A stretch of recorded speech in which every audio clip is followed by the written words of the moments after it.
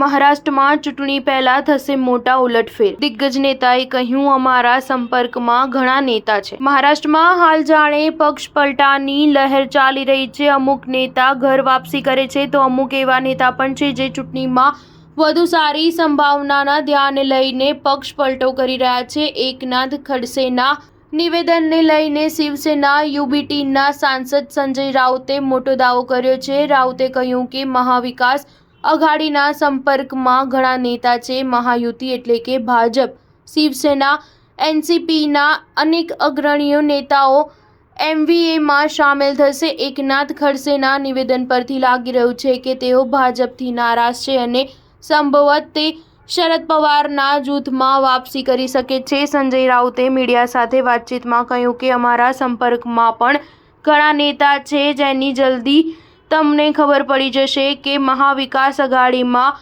મહાયુતિના કેટલાક મોટા નેતા આવી રહ્યા છે.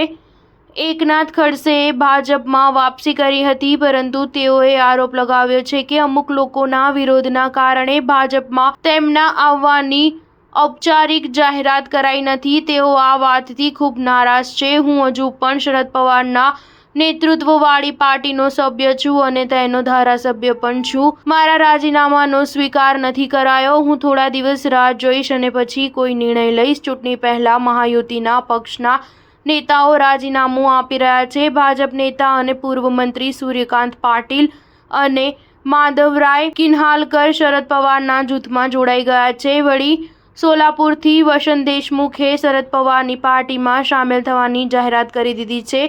સમરજીત ઘાટગેએ પણ એનસીપી એસીપીનો હાથ પકડી લીધો છે. વળી અજિત પવાર જૂથના રામરાજે નિબાલકર પણ પાર્ટી છોડે તેવી સંભાવના છે. જુલાઈમાં પીપલી ચીચવાડથી એનસીપીના 20થી વધારે પદાધિકારીઓ શરદ પવાર જૂથમાં જોડાઈ ગયા છે. તેઓએ શરદ પવારની રેલી પહેલા એનસીપીમાંથી રાજીનામું આપી દીધું હતું. સ્ટાર ન્યૂઝ 7 હંમેશા સચ્ચાઈની સાથે.